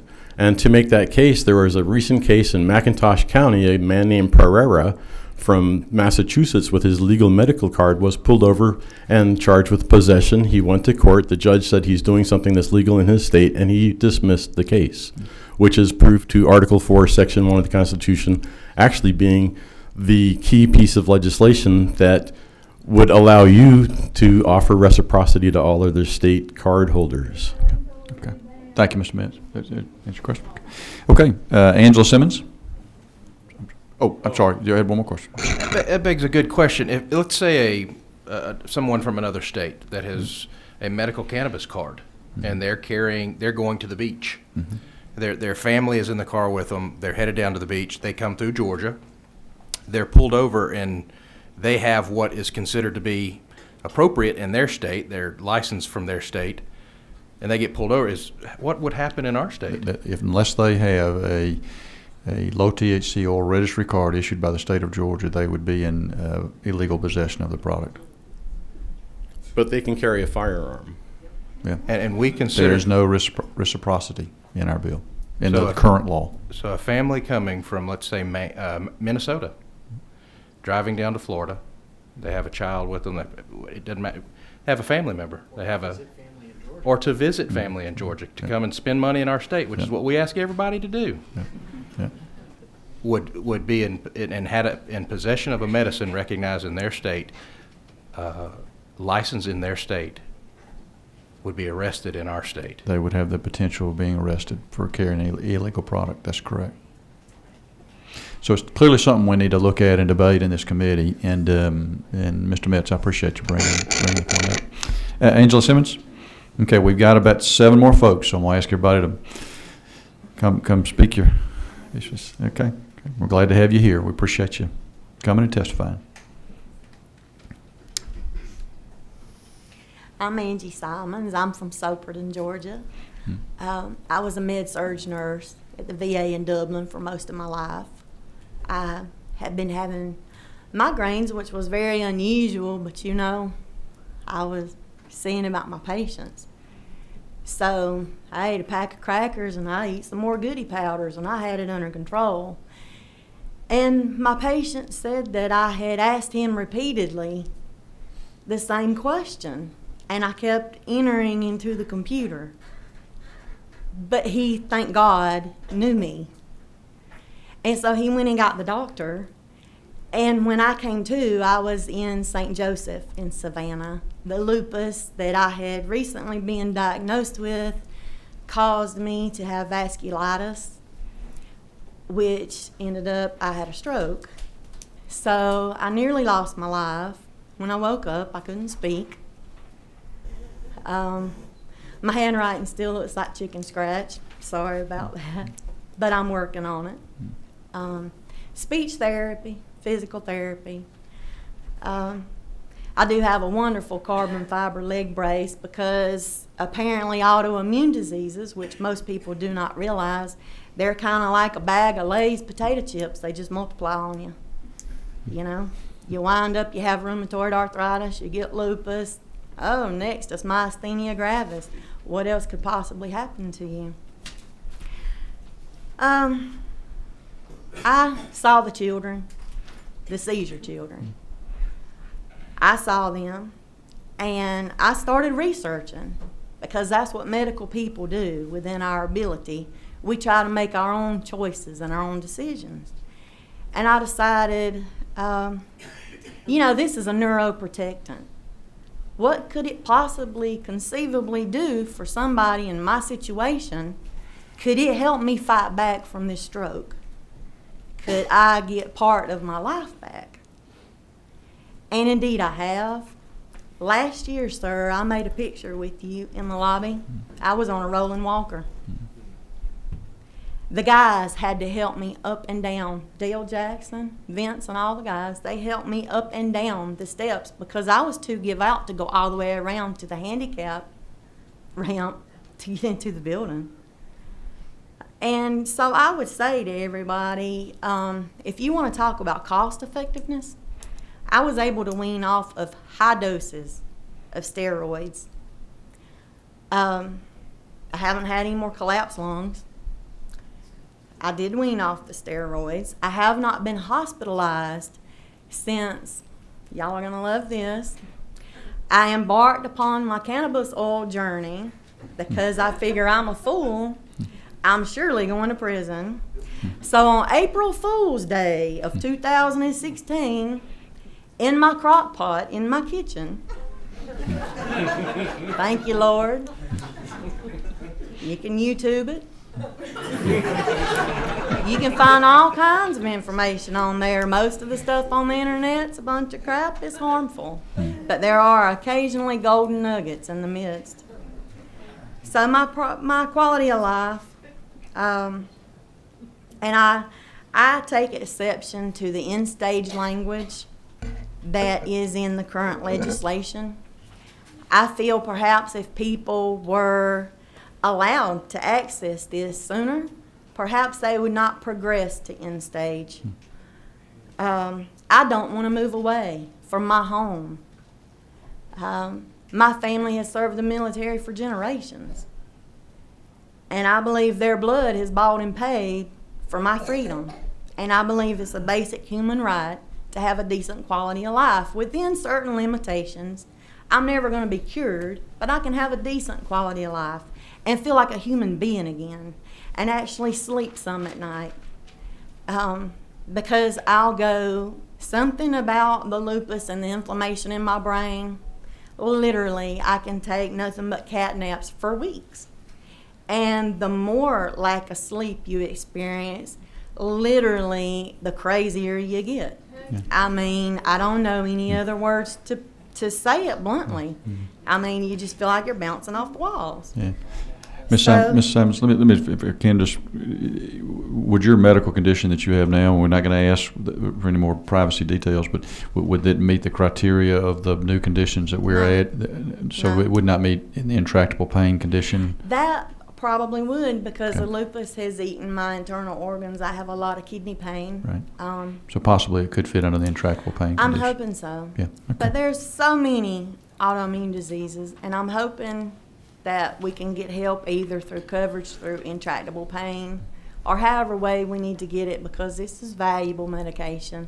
I don't shoot dope. I don't smoke dope. I make oil. I'm illegal.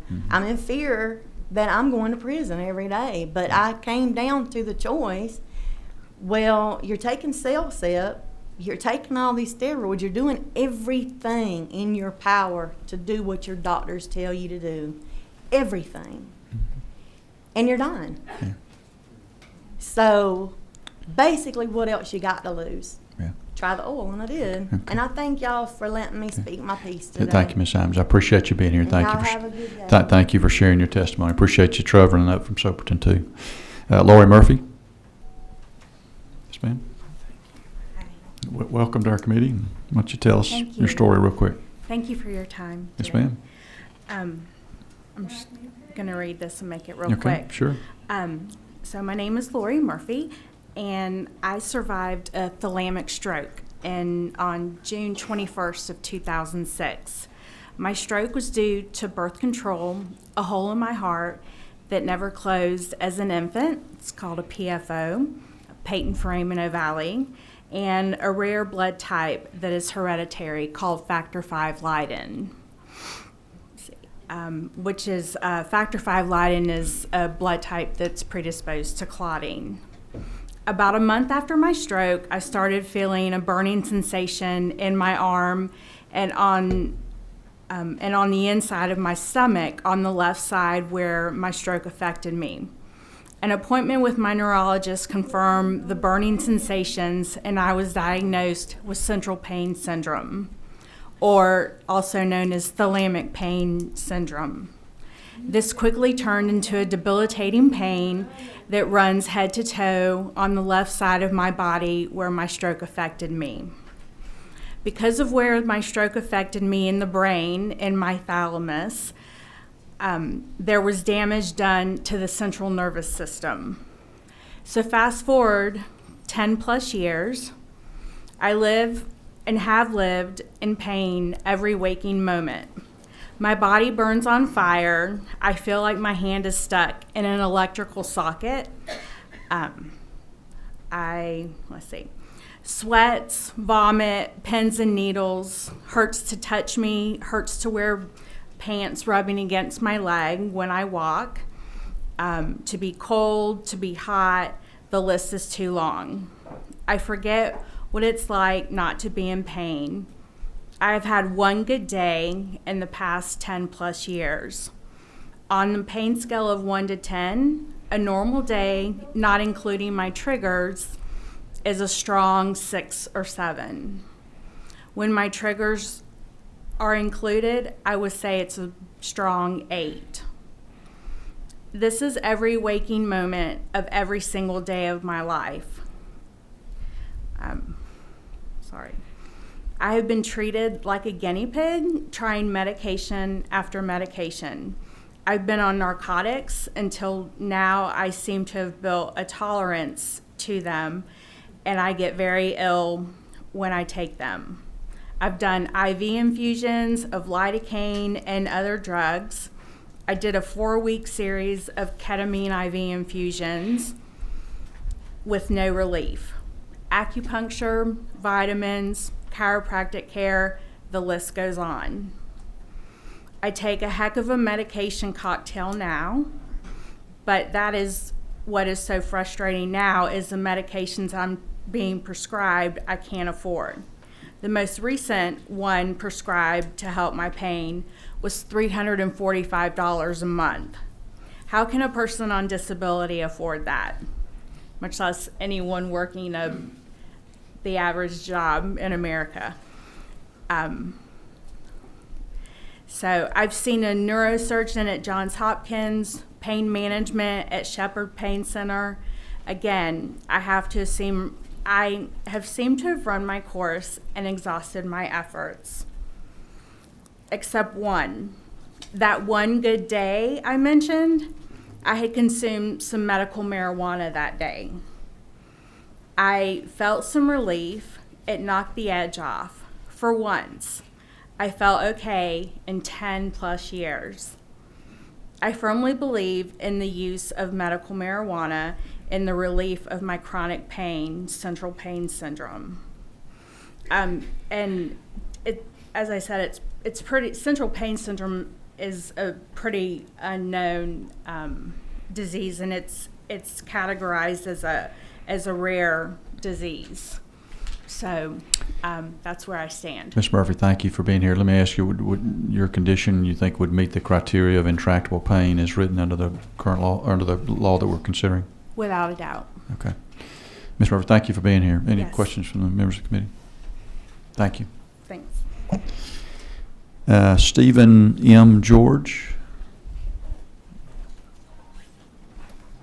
And thank you to those who have testified so far, keeping it brief. I'm going to ask the remaining ones we have, continue to keep it brief to see if and then we'll see what the committee wants to do as far as action on the bill. Mr. George, glad to have you here. Yes, sir. Thank you. I live in Cobb County, Georgia. I'm also the primary caretaker for my grandmother, who happens to be the official state of Georgia great-great-granny. Okay. And she is a medical marijuana patient. I have PTSD and a traumatic brain injury. I'm a veteran. I was served in the paratroopers, served with the Ranger Infantry, 75th Rangers.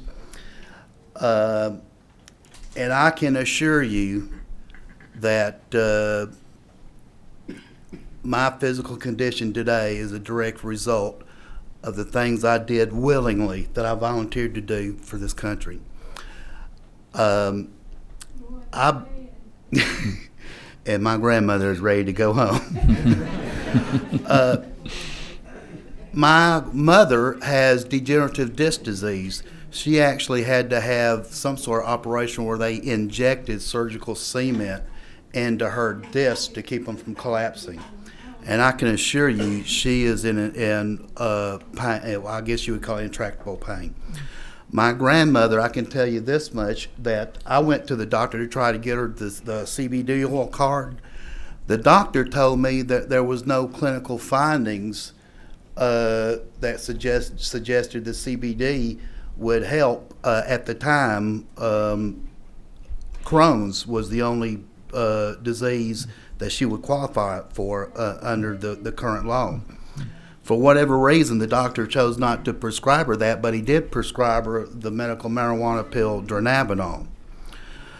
I can tell you this much, that her worst days now are better than her best days used to be.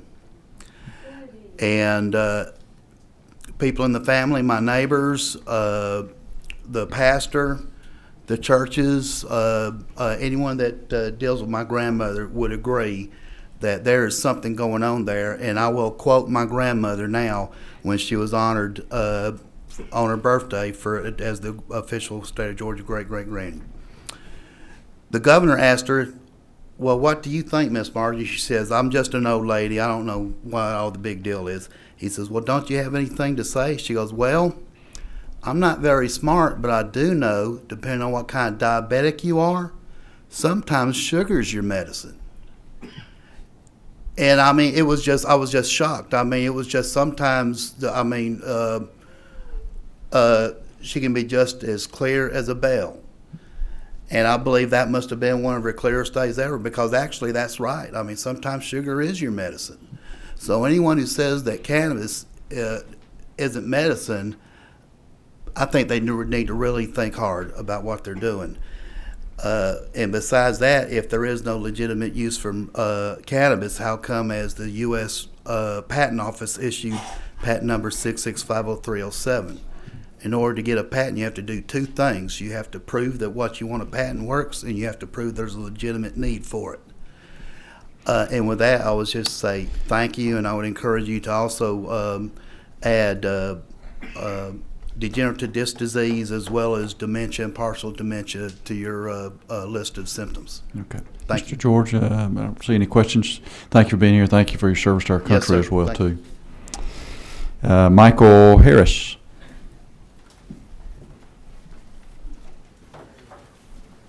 Mr. Harris, glad to have you here. Hey, how you guys doing today? You're doing good. Why don't you briefly tell us your story? Well, my name is McCall Harris. Everybody calls Okay. me Coach. A lot of you guys probably know me from walking the halls talking about industrial hemp. But today, I just want to tell you a little bit about my story, why I come to the cannabis hearings. I've been in the cannabis industry since 2013 in Denver, Colorado. Our company is LLC out of Colorado, and since then, I have been coming across a lot of individuals dealing with the medical industry as far as things going on. Matter of fact, when we testified at the Black Caucus, I think we were talking about prohibition of information, saying that all this information that people said are not here is here. It's available. I mean, not available, but it's kind of like you have to do research for it. But the last research that we came about was Stanford University study, and we still have not, in these proceedings, talked about any of those or any of that information that is out there. I'm also a military veteran. I'm a Navy veteran. And my personal story is I have 3 people in my house. One has a brain aneurysm. My significant other has a tumor the size of a grapefruit on her head, which is going down now. And her mother has been fighting breast cancer for 23 years. So with all this in, I'm constantly coming up here trying to figure out ways to make Georgia a better Georgia. Now, we talked earlier about safe access, and I think Mr. Peake knows I've been in this office almost every day this week trying to talk about how can we get to this point of safe access. I want to make sure PTSD is on the list, most definitely, but I'm glad that you guys did, for a brief moment, address giving us safe access. And we will address the cultivation issue another time. So, yes, sir, most definitely. And most definitely, and then I hear certain people on the board saying are people in this room saying they have access to the medication. We don't. I would like to know where. Thank you very much. You have a good day. Mr. Harris, or Coach, as we know you, thank you. Appreciate your testimony. And I'm going to apologize, Avet Iyasu. Yeah, excuse me if I butchered that. And why don't you tell us your name and share with us your story? Thank you, Mr. Chairman. My name is Awad Iyasu. You got it right. Close enough. And I'm also a councilman in the small city of Clarkston. But I'm here today to share my story of my son. My son is 12 years old now, and he suffers from partial autism. He got diagnosed when he was 4 years old, I believe, and when he was 3 years old, we realized he was lining his toys in a certain order, and we were so heartbroken because we didn't really know a lot about autism at that time. And we've done so much. We've done speech therapy, we've done occupational therapy, and thankful he's doing a lot better.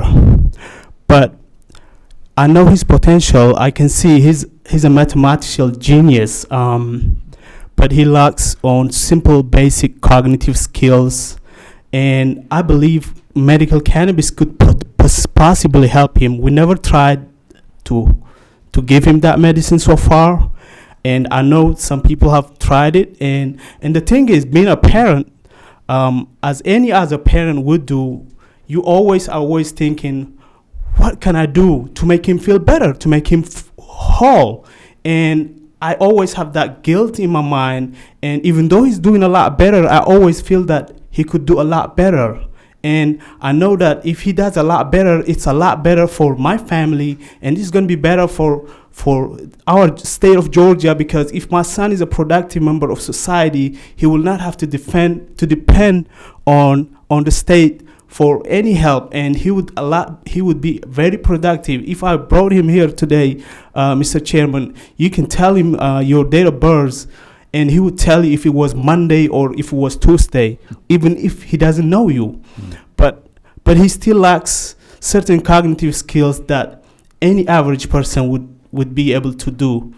So please make sure to include medical cannabis. I know some people said it has not been proven, but I'm sure they can't tell me a single pill that would help him. If there was one, I'm sure all the people who are suffering from autism, whose children are suffering, would have used it, but there is none so far. So I think that's not a good argument just to say it's not been proven to help, medically speaking. But when I hear that some people are telling me that their son is feeling better, I think that's a good enough for me. Yeah. And thank you. Please make sure you include that. Thank you. Thank you so much. Any questions? Thank you so much. Appreciate you sharing your story. Thank you. Stanley Atkins. We got two more folks, and so we'll be done. Mr. Atkins, glad to have you here. Thank you, Chairman. Thank you for everybody having me. My name is Stanley Atkins II, and I'm a United States Navy veteran. I've served 2 deployments in the Persian Gulf. I turned to cannabis about 2.5 years ago. I was a full-time employed Clayton County firefighter paramedic. Just before resigning due to physical illness, I was nominated Paramedic of the Year for the Region 4. So I became ill with a gastrointestinal illness. I was fully employed at Emory University in the ER as an ER paramedic. I became ill. I lost about 55 pounds. Emory did every type of testing you could name, short of radiation, which is where I drew the line. I was able to gain access to some cannabis oil, and I've since been able to start the healing process. As far as what we're discussing today, safe access is paramount. I was arrested 30 days to the day post-deployment for cannabis possession. I've served 2 deployments, like I said. I think that for veterans, we've earned the right to medicate naturally for serving 2 deployments in the Persian Gulf. As far as the other entities we're speaking as additional resources, when we grow this program, I'm referred to as the Cannamedic because I took cannabis and paramedic and I put it together. Because the problem that I've found is there is a direct disconnect in the correlation of information from the top down to the patient level. I have a unique ability to correlate complex information and basic skills for lay person. And my ability to do this was molded by Clayton County. I've ran over 10,000 EMS calls in Clayton County, Georgia. I was also the paramedic that intubated this University of Tennessee student that fell from the Georgia Dome a few years ago. So for people to say that professionals can't use cannabis and intellectuals don't use cannabis, we are here to break the stigma. And as far as the conditions in which we've broached today, cannabis versus the opioid epidemic. As you can see, I'm wearing a hand brace. I wear most days. I'm wearing a knee brace. I have bilateral osteoarthritis. My abdominal pain, I describe it as a fillet knife, not very wide but long, piercing through your liver, through your diaphragm, and into your gallbladder. And every time your heart beats, someone twists the knife. The human heart beats 60 to 100 times a minute. Now imagine that pain for 3 years straight. That pain and illness forced me to resign from Clayton County Fire Department, and by becoming a public cannabis advocate, that also entailed that I had to no longer practice emergency medicine. But I can say confidently that cannabis saved my life, especially through PTSD. I was commended for a multitude of 911 emergency calls, but no one checked on me after that 24-hour shift. Because, yes, I can deal with a baby shot in the head, I can pull children out of a swimming pool, but no one checks on the EMS and the first responders when they're suffering. Most people turn to prescription narcotics because, unfortunately, in that demanding field, every time you go to Kaiser, you're going to leave with Vicodin. I've eaten tens of thousands of prescription pills in the course of my life due to being an adrenaline junkie and not always sticking the landing. But now I have been opioid-free for over 1 year, and I can say that cannabis saved my life. Especially, we lose 22 veterans a day, and those are the old figures. Those figures have increased with the increase of fentanyl usage by veterans. And since yesterday, today, and tomorrow, 22 veterans are going to take their life due to post-traumatic stress disorder. And I think that we need to broach that as a whole. And my final point is Atlanta, Georgia has been deemed the HIV capital of the United States of America. That is embarrassing.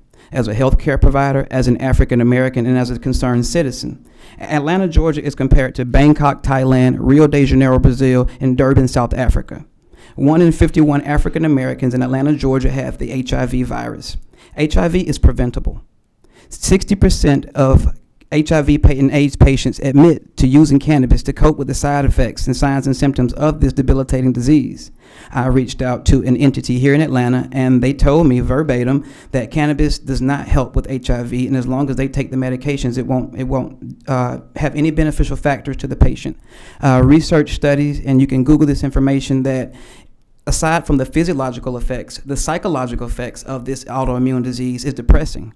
No matter if you look in the mirror and you don't look sick anymore, these patients are still depressed. These patients are still suffering psychologically, and cannabis is paramount in helping these patients for mental health.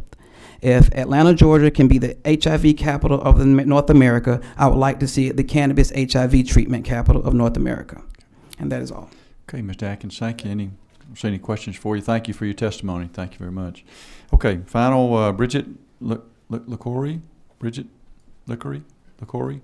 Yep, sorry. Yep, yeah, sorry. Help me how to pronounce that last name. LaCourie. LaCourie, okay. Glad to have you here. Why don't you share your I'm going to try to keep this as short as possible. My name is Bridget LaCourie. I want to thank you all for letting me speak here today.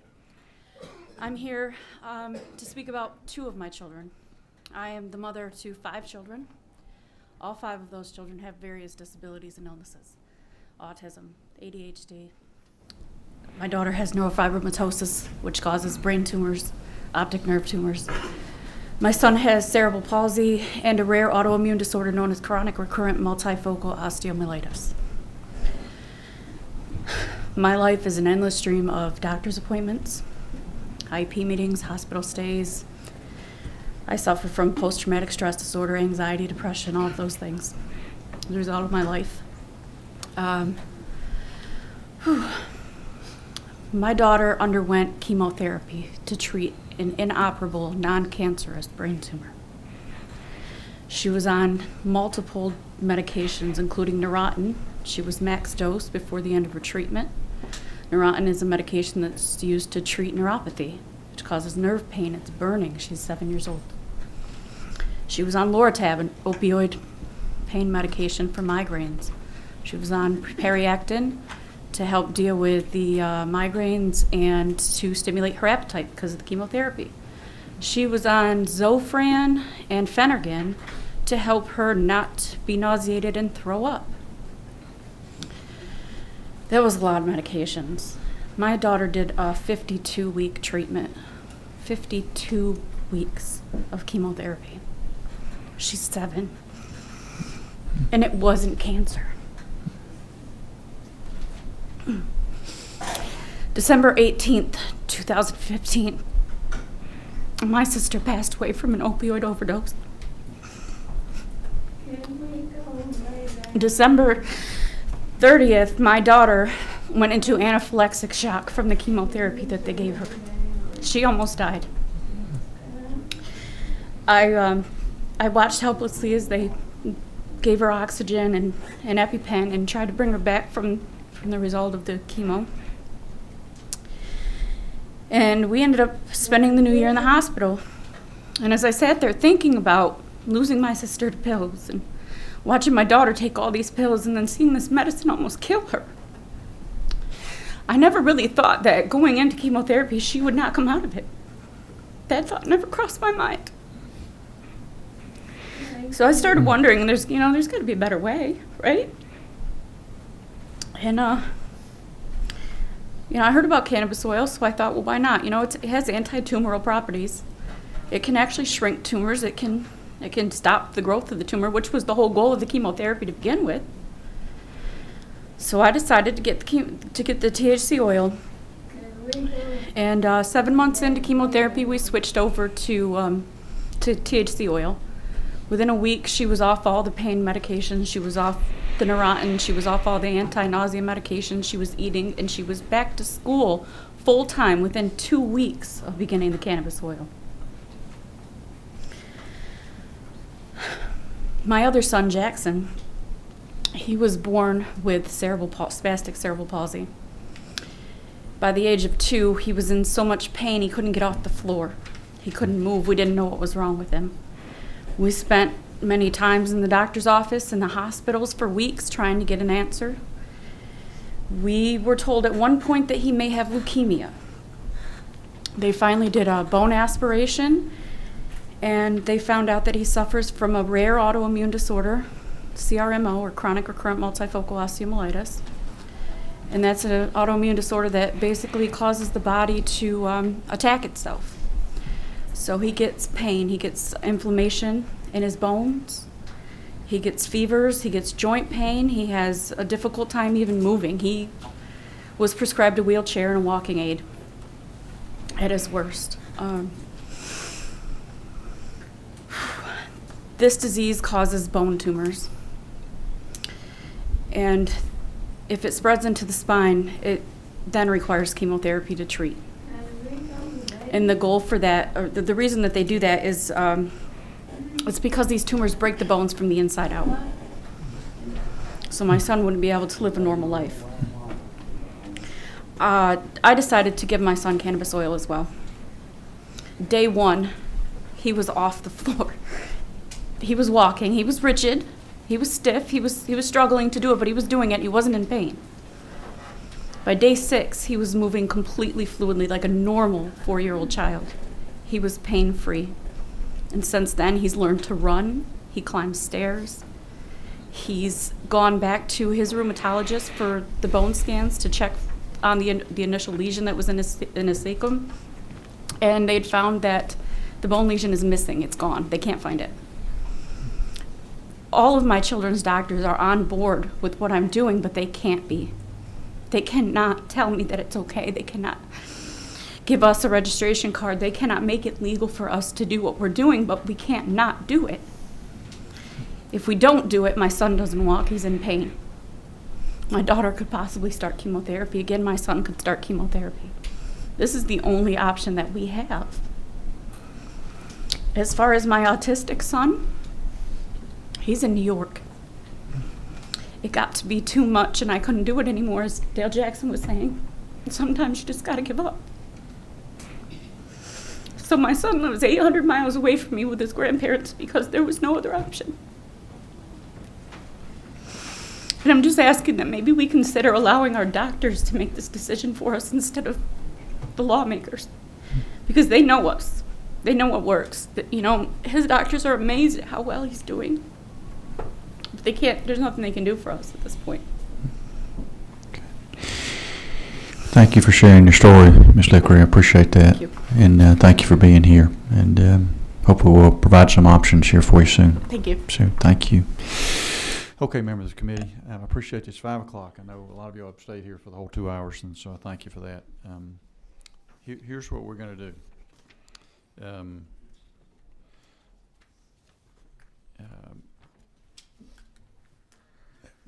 We've got enough folks here to take action on the bill if that's the will of the committee.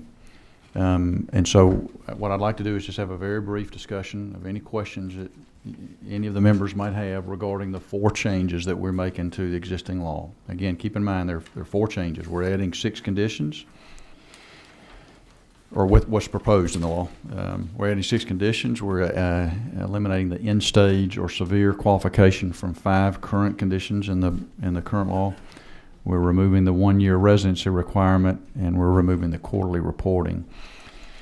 So I'm going to open the floor at this time if there are questions or debate about those 4 changes to the current law, or any proposals for or against, if there is any discussion on that. Representative Evans.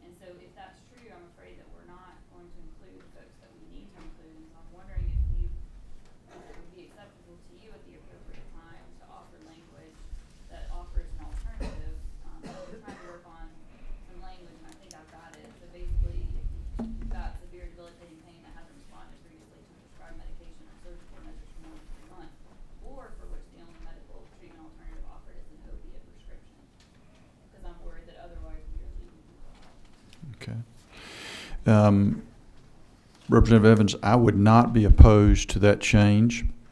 We came up with that language after looking at what definitions of pain were done in other states, trying to walk the fine line of not being so broad that someone who really maybe didn't have a qualifying pain condition could easily get access.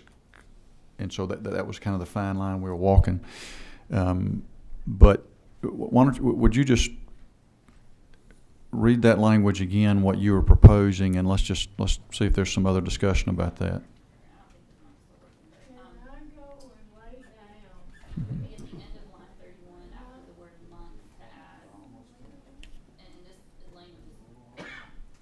Sure. Well, just go ahead briefly so Matt can get it here too.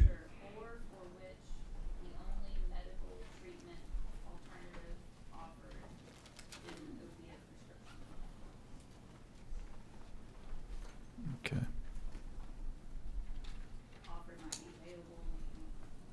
Okay. I think we've got any legislative counsel. You're our legislative counsel today, Matt. So. All right. Well, why don't we've got that language written. And we won't take a motion for an amendment at this point. But let's continue to have some discussion about that. But I would not be opposed to that addition. So we'll open up just kind of any discussion on that particular suggestion or other thoughts. Let's see. Is Representative Clark or Representative Beskin? Yeah, Representative Beskin. Thank you, Mr. Chairman.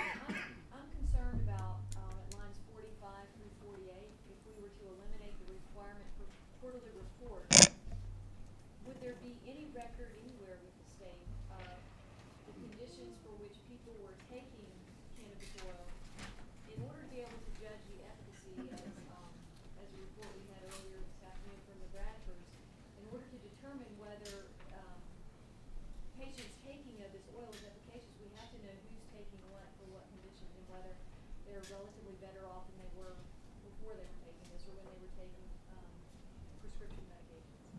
I understand that the burden on physicians, this is something they weren't previously doing, it takes a lot of time, they're not paid to do that. Could we possibly come up with another alternative where the patients or the family members self-report? That's a interesting proposition, and I understand the logic of wanting that. And